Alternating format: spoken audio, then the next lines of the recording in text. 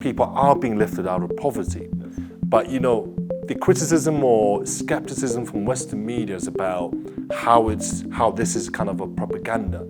I mean, what's your take on this? China is coming out as one of the second most powerful country in the world. And therefore, the Western media or the global North feel threatened. Hello and welcome to the special edition of The Talk. Today we're on the sidelines of a poverty alleviation forum in southwest China's Yunnan province. And today we have a special guest, Mr. Daniel Oloo, who is a PhD scholar at the Communication University of China. So thank you very much for joining us today. Thank you very much. Thank you. So could you tell me about the thing that you proposed today at this forum today? So at this forum today, I've proposed a model by the name digital diplomacy, where it can be leveraged on in sending out messages about poverty eradication. This is because most of the poverty eradication messages are always countered. For instance, China is doing very well in poverty eradication, but when its messages are sent out, most of non-state actors outside there, they try to counter it, saying China is just making it a make good shift.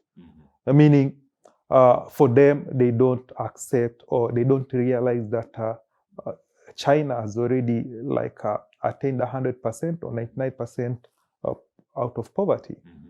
So when you're talking about digital diplomacy, we are saying that ambassadors, foreign mission, non-state actors can be able to use digital platforms, create messages, and these messages should have poverty eradication kind of strategies to show the world how China has been able to fight it. And the way I'm trying to propose, or I'm proposing to the people, is that currently, if you look at the Chinese TikTok, we have very good information in terms of poverty alleviation and the Chinese culture. And as you look at some of these video, this kind of image, this kind of text messages, they are related to some of the African countries. A place like this, Fujian, is mountainous. If you go a place in Kenya, for instance, we have also places like these with the type of soil, the type of temperature and weather condition. So if the people here can be able to share with Kenyans such kind of strategy, because it will be difficult to bring all Kenyans here, but it will be very easy if these people can be able to share their strategies. And through sharing, people there can be able to learn. How difficult it is to replicate this China system in countries like Kenya, let's say, for example? Is it because of the infrastructure, or is it something else? I read the book, the president's book, Xi Jinping's book, and there's a quote which he always says that if you want to eradicate poverty, first of all, build the roads. So when I've moved around Yunnan, I've realized that the infrastructure is well, not only technologically, but first of all, physical infrastructure, bridges, roads, tunnel, all those kind of things. So when you start building this kind of infrastructure, you're enabling the local farmer to be able to push their product to the market.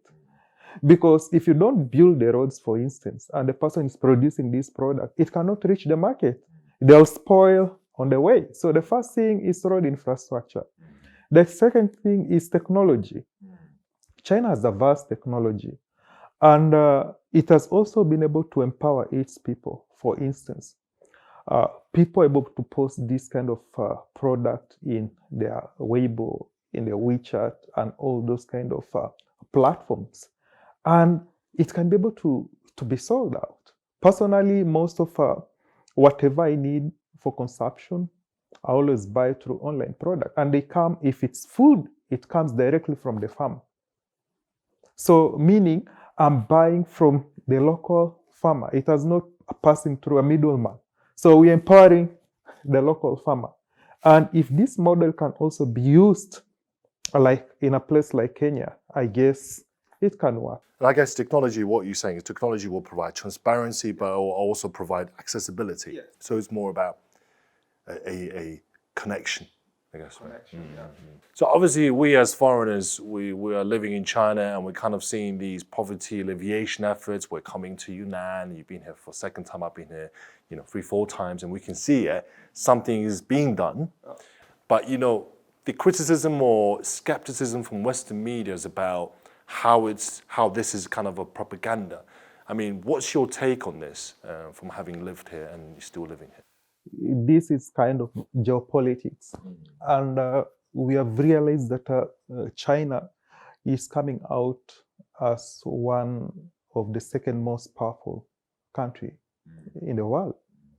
And therefore, Western media or the global North feel threatened by Chinese because one, China has been able to push 1 billion people out of poverty, even in a shorter period of time.